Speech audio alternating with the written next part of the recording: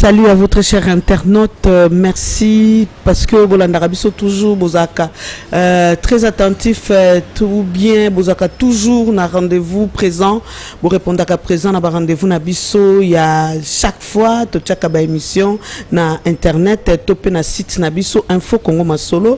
Merci na bisika bizomi bino ba ndeko na biso ya Asie, bandeko ya Europe, bandeko ya Amérique, bandeko ya ba continent nyonso tina Australie, bisika nyonso place bozali Afrique mobimba pe na robo sanate en tout cas mbote na bino nyonso lelo ndenge tomesana kaka kosala bino tope ba analyse tope to solo la kama masolo ya mboka ya République démocratique du Congo, tozana makambu minene o ezoela biso awa libération d'abord ya o tobengi président MLC monsieur Jean-Pierre Bemba. Alors na rolobana nous ke nazana ndeko nanga Pascal na miyambaka de temps en temps awa na obaluka pona opesa mbote. Bonjour Pascal. Bonjour ndeko. Na sepele mingi parce que makambo Jean-Pierre Bemba ko s'en souvenir bandeko mpe ko s'en souvenir jour azalaki a quitté la cour pénale internationale même jour tuzalaki na masolo ngana yo awa mais comme pepo aya na mboga nae tuzampe na masolo je pense que vous allez malamu to mika kosunga bandeko ba comprendre ba circonstances zo sala gazo na mboka. D'accord, merci beaucoup. Nangé na tout no boni ozaboni ozabien mais na moni sengo temele kio ozuma kabunyo so déjà de devant. Et pour nangai kozala malamu je crois que ton meka ko s'adapter na ba conditions difficiles ya mboka na biso parce que ebi gestion ya mboka on dirait retour à Jean-Pierre Mbebe bosan sibino ba pas signon surtout pe ba inquiétude belé. Te pas si ezali alors comment ko changer te tout ça na pas si ezali mais au moins ton message na pas si on a parce que choix monsieur ces athées et tout Congolais ko reconnaître que gestion en mboka depuis tout ce temps et satisfaire ba besoin ya batoté donc tenir vraiment compte na social ya batoté tout ça parmi batoana et donc pas si aussi la tête, on n'a pas si, mais ils continuent. Donc, ce n'est pas que rupture vous la totale mbalamoko, ils ont 5 à partir de la misala, de tout le se corriger muke et puis na prise de conscience ya bato. Tant que motazana moi poursuit la gestion, on peut comprendre que la responsabilité wana ya kusunga ba mususu ya kusunga mboke meka kokendeli boso. Donc, moment tout ça la va échanger wana chaque jour, je crois que kusunga ke lobito meka mpe ko changer makamuna mboka. D'accord, merci beaucoup pour moi éclaircissement. Alors Pascal, il y a solo toko sala kwa moko zonga mwa mukesima. Verdict ezala ki prononcé. Jean-Pierre Mbemba zala ki a quitté. Et tikali ne susu mikolote j'espère pour ne été baloba le susu que non ata kwa zana liberté ezana mikolo bobo na boy topé et sengeli ba futa bongo topé nini boy e ko senga ke avant aya ba ko sakite non. Non, on a dit que Jean-Pierre Azalaka condamné d'abord de part na au tali crime de guerre et crime contre l'humanité. Avant qu'il y ait un appel, ils ont au moins 18 ans. Tant qu'il y ait un appel, ils ont lavé na biloko wana, ils ont commis le lot acquitté. En d'autres termes, Aza libre totalement.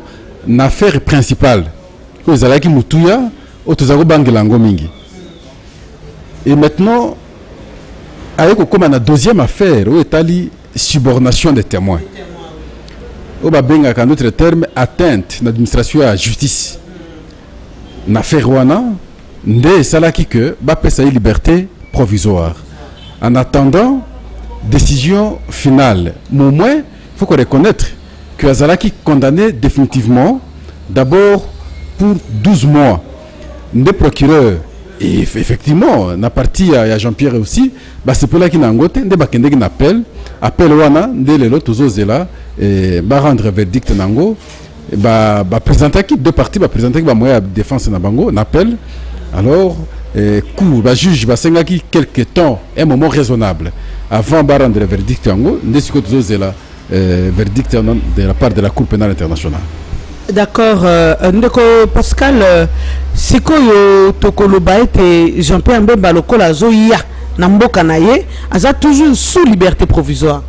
Oui, aza toujours sous liberté provisoire, mais ça quoi empêcher en tout cas à tambolater, et ça quoi empêcher à s'exercer politiquement et alors moi ça quoi empêcher parce que Kobe ça qui déjà na Cour pénale internationale, na prison à passer qui 10 ans, na question de subordination des témoins, peine maximale est à 5 ans. Donc, quelles que soient les conditions, parce que, attends, il y a procureur, quelles que soient les conditions, au contraire, mais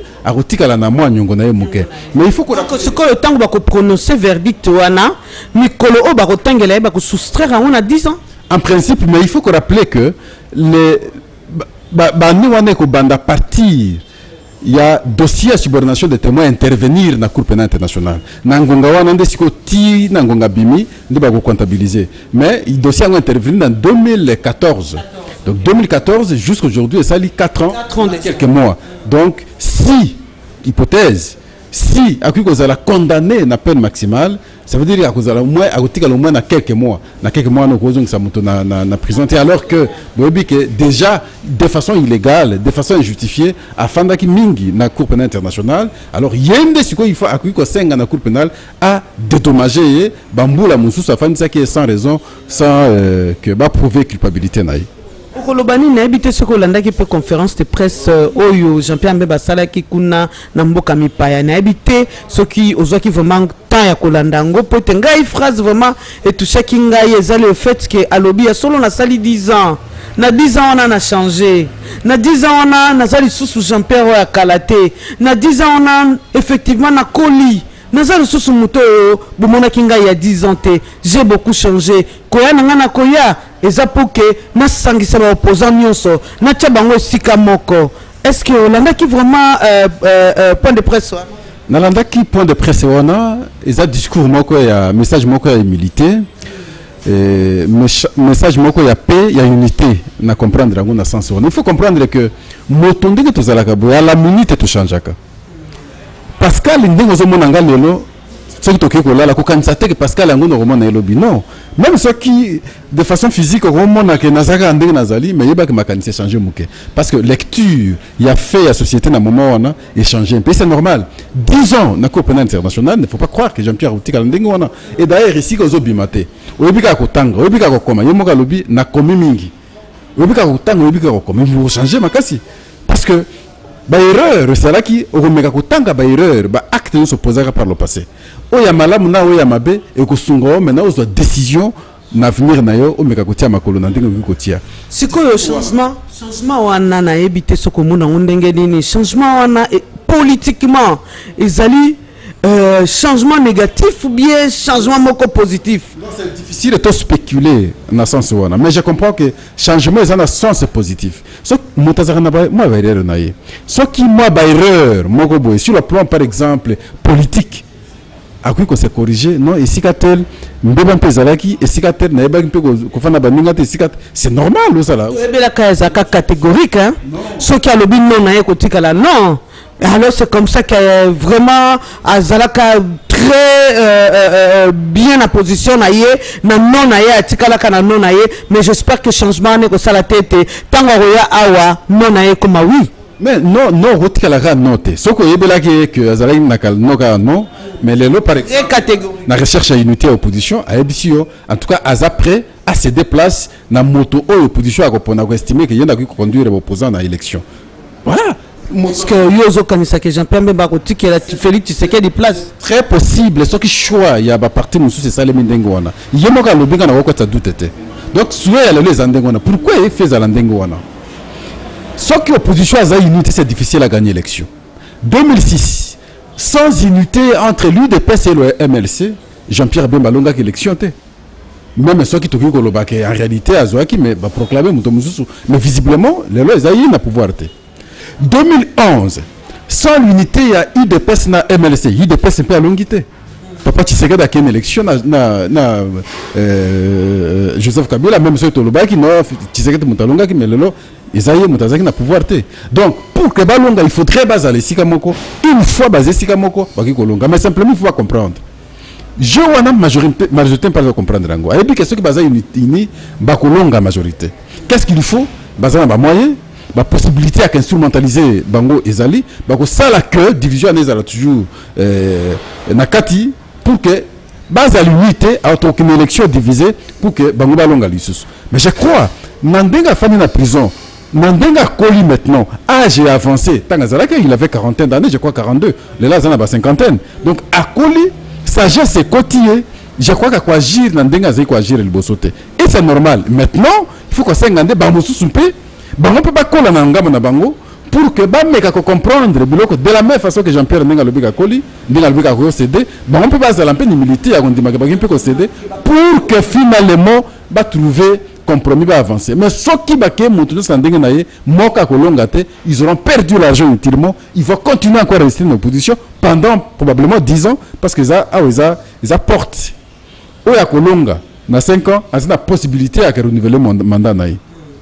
Mais ceux qui montent à la majorité à longue 5 ans. Donc l'opposition va retirer encore pendant 10 ans dans l'opposition. Alors ce qui est important, c'est dans le moment où on est. Je crois qu'il y a un intérêt pour que l'élection va avancer. Il y a solo au lobby to spéculer il y a solo nengo lobby to spéculer na likambwana mais biso to spéculer kaka il y a solo pour être mon esale makete Jean-Pierre Mbemba ndenga zawana na ndenga bimi prison chef de l'état a tché moi loboko na epewana yende appuyer sorti na ye yende asali ke azo ba passeport na diplomatique yende asali ke makamu nyonso pour que ya Jean-Pierre Mbemba eleka na bopete toko spéculer kaka est-ce que eza bongo te pona ko ya Jean-Pierre Mbemba photo zo ma position moko oui que naza même pas journaliste bien que je sois analyste politique journaliste na kotika la plus na ba objectivité ils ont l'accent d'objectivité que Jean-Pierre Mbemba jusqu'aujourd'hui est sénateur. La preuve, c'est aucun Sénat, bon, vide, comme c'est un sénateur. Ils auraient peu salaire. Mais l'avantage, non, ça se voit, parce que c'est un sénateur. Et maintenant que Aza libre, et c'est normal que va régulariser le jour na ici qu'à Fandi, parce que Cour pénale internationale a 5 ans le temps que tu as vidé le dossier. Et c'est normal, pas de délai passeport à partir d'ici. Dans le moment où on a aucun spéculer. Est-ce qu'il y a une intelligence na Joseph Kabila? Comment on a quoi le belango? Mon message. Parce que, pardon de Kolanga Pascal. Il y a Moïse Katumbi. C'est qui moi, vraiment, ma tata.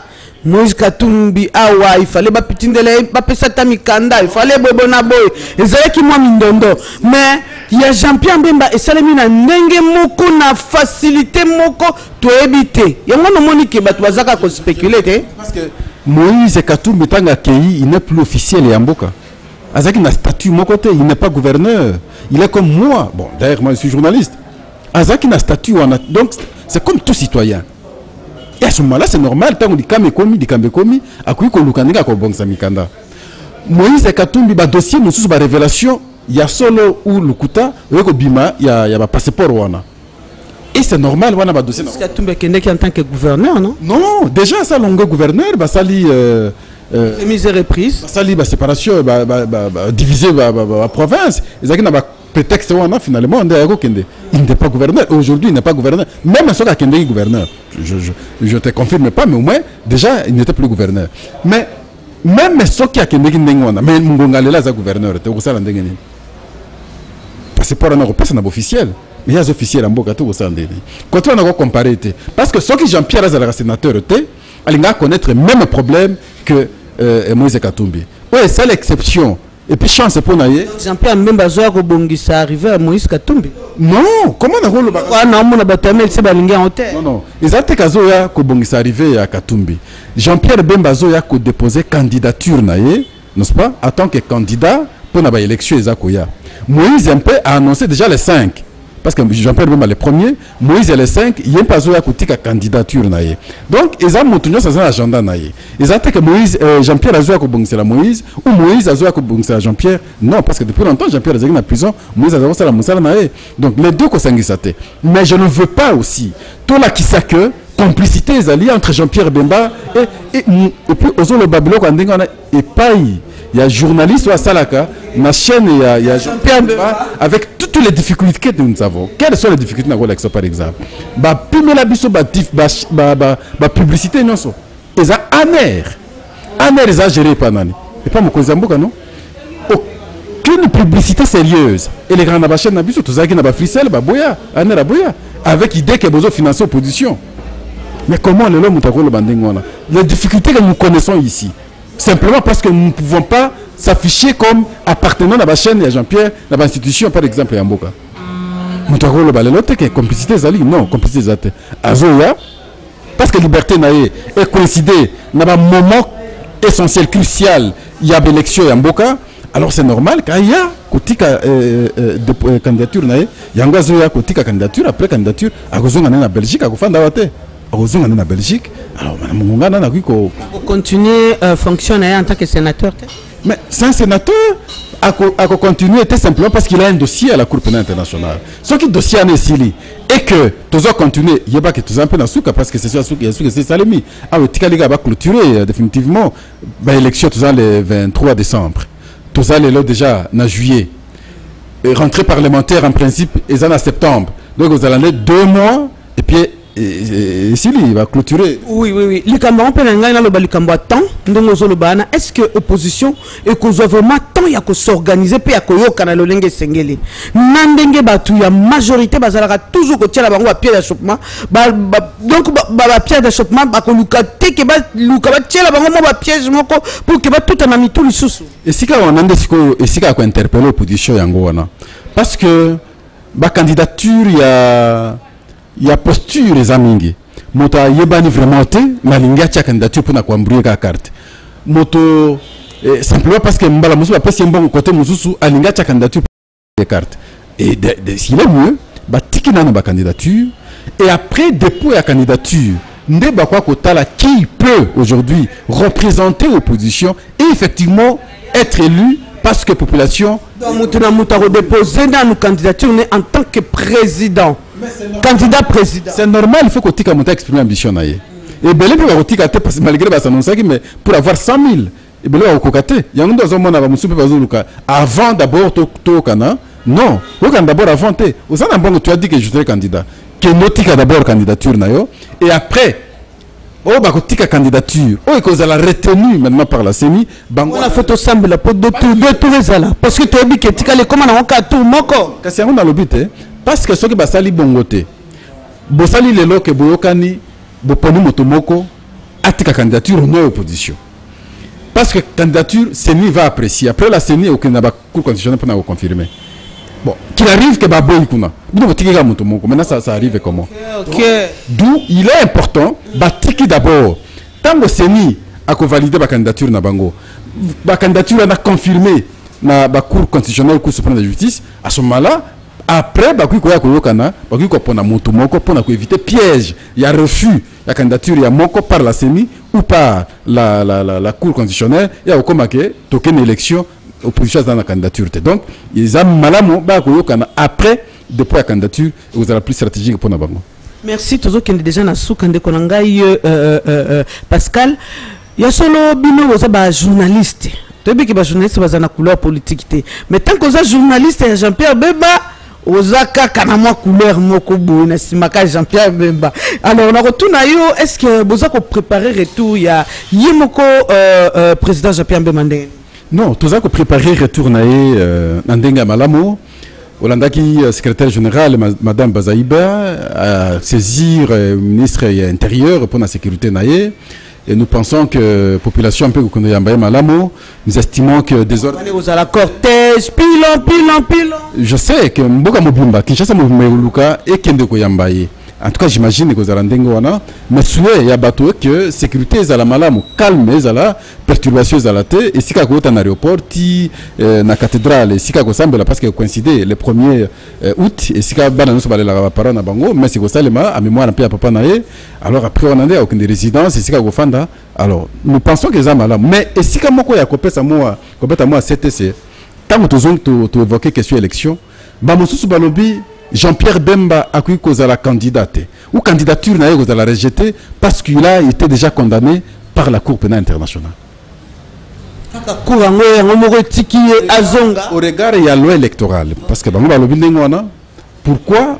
Parce que si on joue la loi électorale, l'article 9 et 10, ils ont énuméré les causes de l'éligibilité Yamoto. Parmi les causes, la corruption. Donc, si vous avez plus loin, le col Azala qui est condamné dans 12 mois, pour des raisons, il y a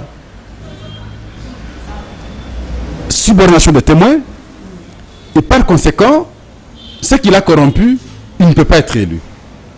Il ne peut pas déposer sa candidature. Non. Bazo Bossa n'a que droit congolais. En tout cas, sur le principe, il y a l'égalité. Sur le principe, il y a textualité. Et sur le principe, il y a normalité. En tout cas, infraction, il fait à la légale. Au coup qui ça la déduction. Parce que dans le droit congolais, nulle part il énumère subordination des témoins. Et vous ne pouvez pas dire, parce que kuna condamnation est due la subordination des témoins, la loi Nabiso on évoque plutôt la corruption, et donc, il ne peut pas déposer sa candidature. Non. Ça, c'est faire une lecture biaisée à droit. Ce qui est à la Kanabarkane, il y a besoin de droit, qui concept un peu à subordination à témoin, à ce moment-là, ça peut passer. Juriste peut trancher. Je vous parle comme scientifique. Tout scientifique honnête à comprendre la notion élémentaire. Sauf si on est motivé par des raisons politiques. Mais au-delà, il y a un lobby. Et donc, ici, il faut qu'il y ait un principe, il y a l'égalité. Principe, il y a textualité. On peut principe, il y a normalité. Donc, infraction, il faut être la conforme na moi aspect il y a l'égalité. Alors maintenant, il y a infraction sur le plan il y a corruption. En vertu de quoi qu'on déduire que subordination des témoins et la corruption. Subordination des témoins est un peu atteinte de l'administration de la justice. Kobanga c'est normal, mais combat il fait à la loyale. Combat il fait à l'équilibré. Acharnement est à la tête. Vous ne pouvez pas tout écarter. Après avoir écarté Nani Moïse Katumbi, chantage belé, acharnement belé, infraction est, bikambotel est. Au taraki procureur, nous avons fait un dossier judiciaire contre Moïse Katumbi dans la précipitation, simplement parce que Jeune Afrique a commis, simplement parce que TV5 a commis. Maintenant que Jeune Afrique a su avoir à bateau Moussous, dans le cadre de Panama Pampers, et à la TV5, la dénonciation n'a pas de salle, mais le procureur a dit qu'il a fait un dossier judiciaire. Donc, le dossier sérieux, que Kitayamboka, certains individus, préjudice à la population, question sociale les gens en souffrance, il y a des côtés, mais des côtés élémentaires, même Mickey, il y a passeport, tout ça. Et puis, 2 jours après, nous, le même jour où il reçoit l'information, il ouvre un dossier judiciaire. Non, dans le moment où on a, ils ont mal à monter. Donc, précipitation, il y a des côtés, mais comprendre que les gens ont a.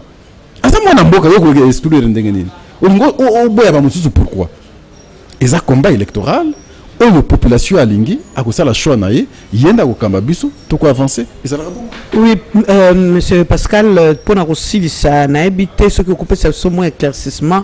Il y a une liste où il y a poété, n'a bande qu'on a besoin même à l'étranger, bazaka awate. Déjà, ma bimisi liste.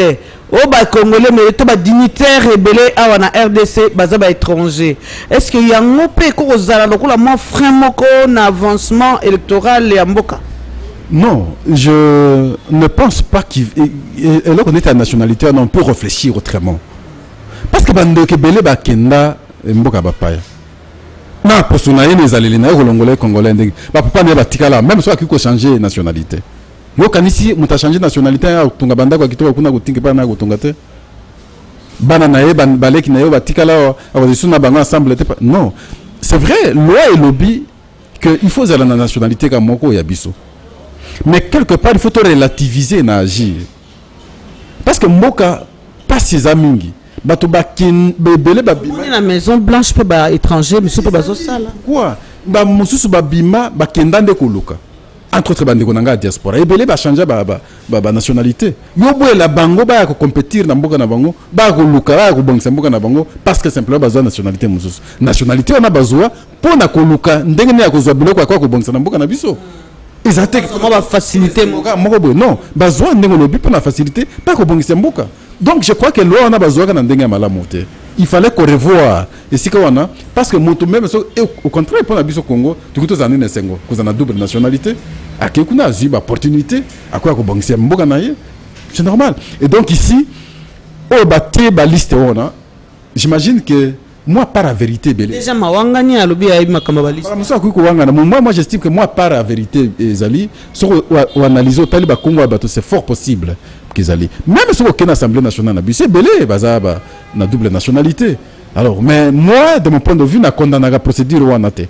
Je n'accepte pas ma loi ou notre loi où ils ont imposé simplement toute la nationalité il y a Congo alors que les banda bandogo mususu ba évoluer comme on a pas double nationalité ça ne pose pas de problème. L'essentiel est ça moto wana asala musala malamu na mboka na ye. Il y a des gens, il y a des étrangers aussi qui ko sala un peu musala bien na mboka na biso baza ba congolais quand même. Mais justement, c'est pour autant parce que aux a nationalité à Congo donc sala malamu pour na Congo. Ou ya na double nationalité à sala malamu pour na Congo c'est pas une bonne lecture. Je crois qu'on avait biaisé le débat ici quand on a ce n'est pas tard pour te corriger, tout qui corriger pour te mettre à avancer. Ce qui est plus important, de prise de conscience. Tant que vous avez la responsabilité à gérer mboka oyo, au ça l'endegni, t'as la gestion à l'élo. Supposons par exemple que les pouvoir sont des Congolais ou bazar la nationalité congolaise. Puisque basa limine. Gestion encore catastrophique. C'est bien qui dit sous. Social les a résolu. Tous en a banzelate. Ba moyen de déplacement les a crise les a partout. Misal les a et je n'ai pas la fois passé mon cousin Bogazoloba. Ce que ça allait comparativement n'a pas amené passé. Non, à quoi le babon monte. T'as la nouvelle éducation. Éducation n'a pas le long de Rovimba. Ou le bagato tangi malamu. Même si le nombre de vous allez augmenter. Conséquence, il y a un goyo. Sur le plan administratif, ils ont bimaka. Parce que moi, n'a tangi mabé. À 6 classes, à y attaquer au comité. Mais le lobby, ils ont prêté, ils ont konzolobi. N'a tangi simon. Mais moi, n'a tangi ce bébé. Au formé malamu. Parce que à quoi qui cause la formation à malamu na kalezala ki moto même une école primaire aibi ko comme malamu aibi ko ba français mais les lots tu es bagalo ko anate naïb ça je crois que naïb ça quoi la fois passée 3 secteurs au régime oyo aibi ko valoriser en côté on a kala tant que tu même na colonisation même na belge ezalaki secteur wanande ezako faciliter développement en boka secteur à libosé ezaka enseignement azalaki moto moko ya malamu pour y aller former le reste. Après enseignement, ils les médecins, les infirmiers. Pour que les autres les autres, il faut que les pour monter musala. Au secteur de misa, ils sont agronomes. Pour que les bilanga pas la misala. Mais secteur où on a mis ça le gouvernement n'a pas à tenir compte. Et conséquence, moi tu évolues ça. Tu peux émerger ndengeni, soit enseignement za malamote. Tu peux émerger ndengeni, soit qui santé za malamote. Tu peux émerger ndengeni, soit agriculture za prise en charge était. Là le discours à chef de l'État du début jusqu'à la fin parce qu'il y avait une question à Bukangalonzo. Le quoi le côté n'a faillite, n'a bon à bapaya. A évoqué cette agriculture quelque part. Vous voyez? Mais comment on le développement pourtant on a évoqué l'agriculture tendeni? Non, c'est qu'on ne comprend pas ce qu'on fait. Évolution, changement et mboka au mesurer à partir de l'agriculture. Il y a des autres booster développement et mboka. Mais ce que au boss en agriculture, aux aspects politiques, aspect mususu, au rôle de développement. Donc, lecture. Merci beaucoup. Les gens qui clarité, ils sont un peu biaisés. Donc, il faut tous avoir conscience. Tout le cas bateau, toi tu as une compte de la nationalité, mais bateau au bazar est pris. Il y a souffrance à Bamosusu pour la Moussala, même la Gosungambo, Kamboga et avancer le bosso. Merci beaucoup parce que pote son article au micro tellement matière et les belé la mouture on a toujours fier ceux qui n'a yambio pour moi merci beaucoup merci Nabino Bozo Landabiso merci parce que vous êtes toujours fidèle merci na Joe Muteba o asimbi caméra lelo Joe merci merci l'assistance ya Julia Kanengo grâce Numbi la diva merci Nabino Nyonso Francine Kaputu merci Penayo merci Nabino Nyonso Bozarana ISM restez toujours branchés na ISM beau s'abonner et belé merci Nao Pascal pour être vraiment dans un sengo mingi so na yambio merci beaucoup vraiment bye.